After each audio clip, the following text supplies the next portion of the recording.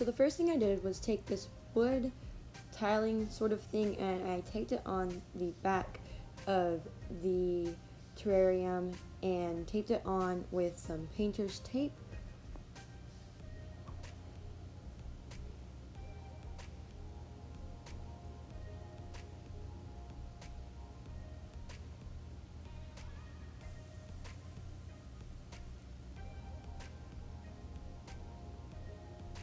And making sure everything was good and giving y'all a good look at it. I then took a pin and marked around the outside because I wanted it to be a little bit bigger than rather too small, so I can trim it down and get it to the perfect size.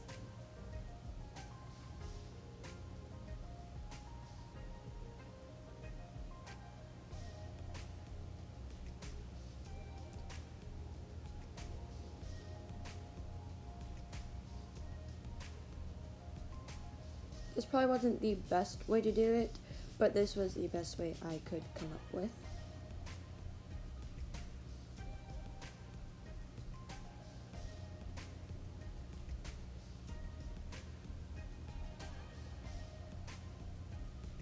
So I removed the tape, and the tape did peel off a little bit of the cardboard on the back.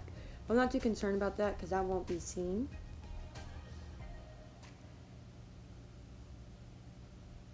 And now, start the cutting.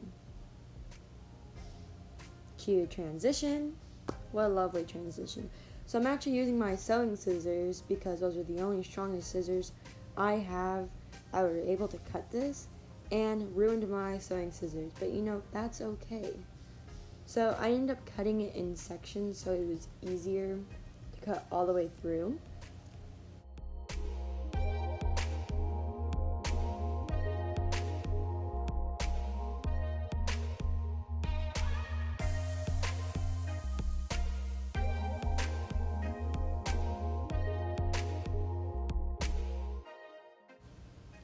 And this is what it ended up looking like, and I repeated this process for the other two sides.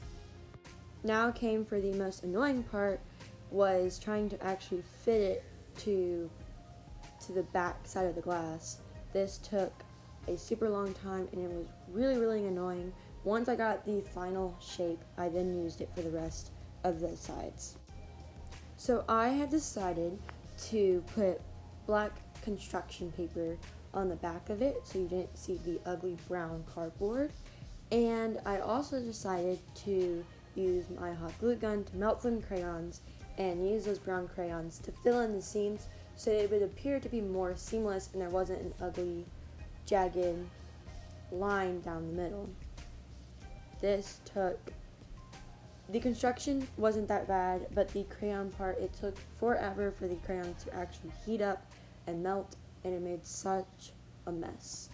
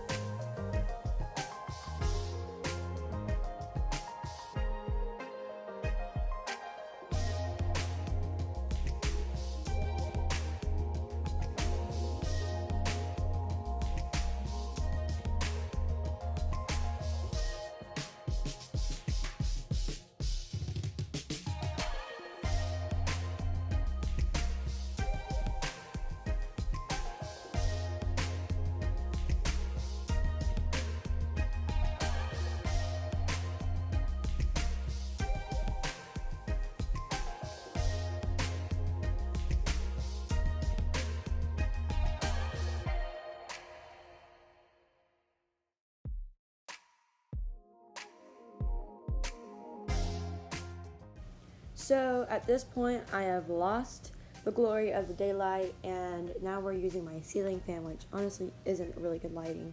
So now I'm hot gluing the backgrounds on. And this part honestly wasn't super hard. The most annoying part was probably switching through the hot glue gun sticks.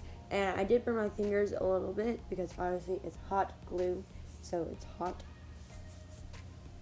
And I did burn my fingers a bit on that part. But other than that, it was really easy to do. And I personally prefer this method so much more than the DIY spray foam and silicone background. I personally don't like that method because I botched it the time I did it on my 40-gallon lawn, which I have in a video on how not to build a paludarium, which you can see how bad I failed at it.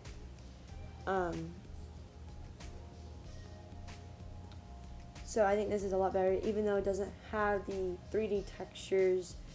I wasn't really looking for that. I just wanted a nice background that I had laying around. So this is kind of my own DIY version without actually having to construct the actual background. I just had to fit it into the tank, which wasn't super hard compared to the spray foam background DIY.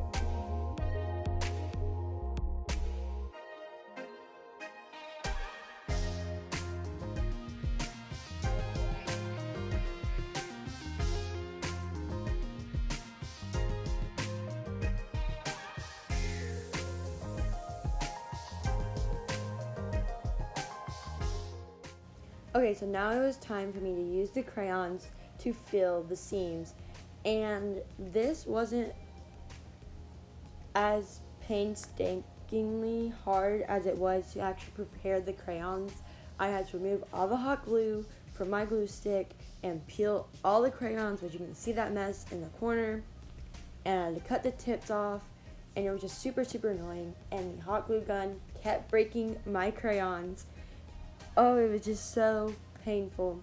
And then I actually had to put it on the background, which wasn't the hardest part of this whole using the crayons. But it definitely was really messy, and it was a lot more liquid than what I expected. I don't know. I thought it'd be more creamy, like yogurt or like a smoothie consistency. Obviously not, because it's liquid wax. Keyword liquid. So that was kind of dumb of me to think of that. So in the end, are there still crayon shavings at the bottom of this tank? Yes there is. Can you see them? No, which is my point.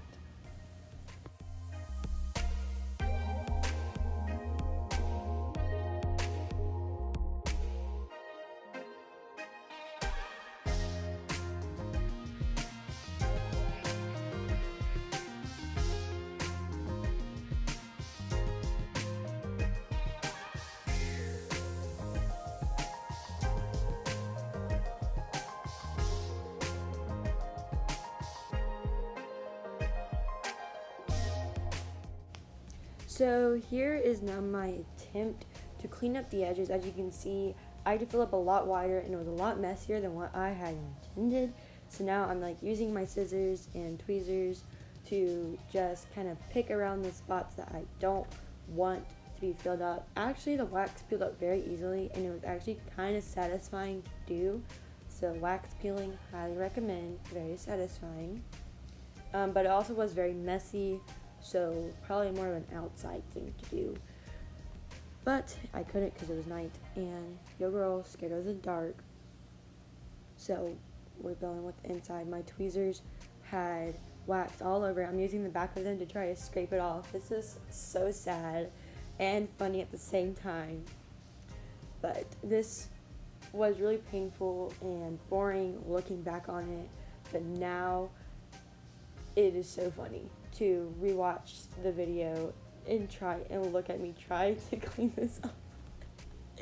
I'm using this scraper I got from a fish tank cleaning set for Christmas. I'm using an algae scraper to try to clean this, which I think was my last resort. It actually worked very well, surprisingly, but now my algae scraper has wax on it, which I'm still trying to clean out. So don't use crayons. Use something else. Use paint. Paint would have been a really great idea, but you know, your dumb girl didn't think of that.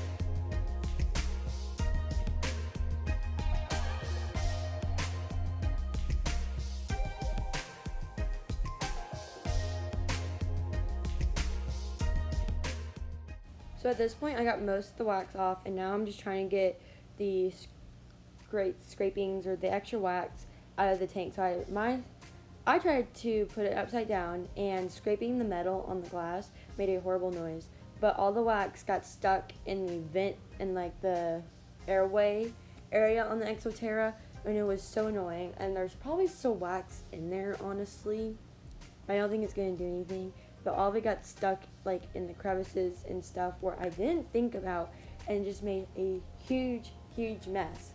So we learned not to use crayons, melted crayons. We've learned to use paint and other materials that create a brown pigment.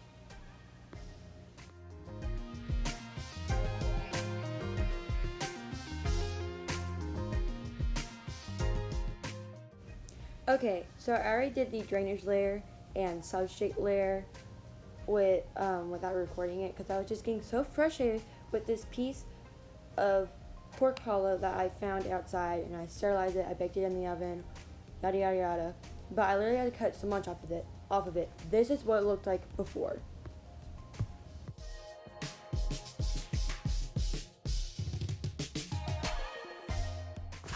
Okay, so as you saw, the wood was super big, and I was super sad that I had cut it down so short, but whatever. So now here's me trying to move it. In that pink tote, I have my substrate, which is a mix of organic topsoil, organic compost, and cypress mulch blend, and as well as like some leaves and stuff are in there.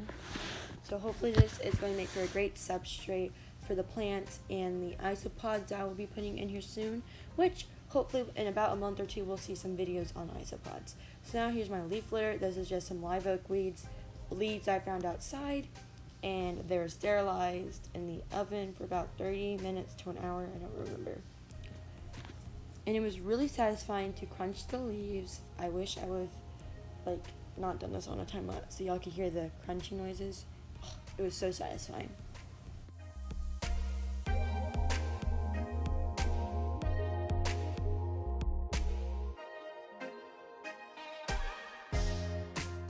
So I'm using 3 different types of plants in a total of 4.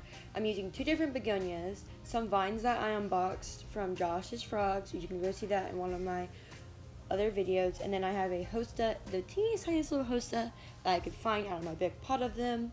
So now let's get to planting. I'm using my tweezers and my little paddle thing, I guess, and I'm using the paddle thing to help stick the plant into the dirt and not uproot it again, and to move the soil around. And if you can tell, these plants are looking pretty puny, and this is my fault. I had gotten their roots bare and ready to get set up, and then the tank setup got postponed and postponed again. So it had been like 2.5 days that they were out of substrate. I kept like wetting the roots, so they are really puny right now, but I'm pretty sure that they're gonna make a comeback now that they're set up in this tank once they get established.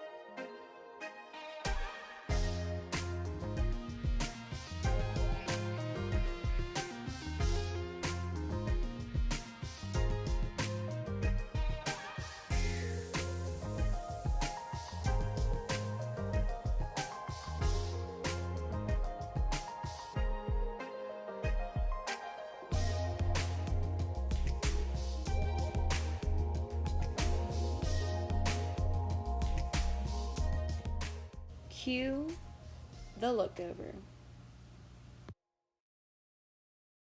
And here is the final product. I hope y'all love it as much as I do, as I hope to do more of these in the future.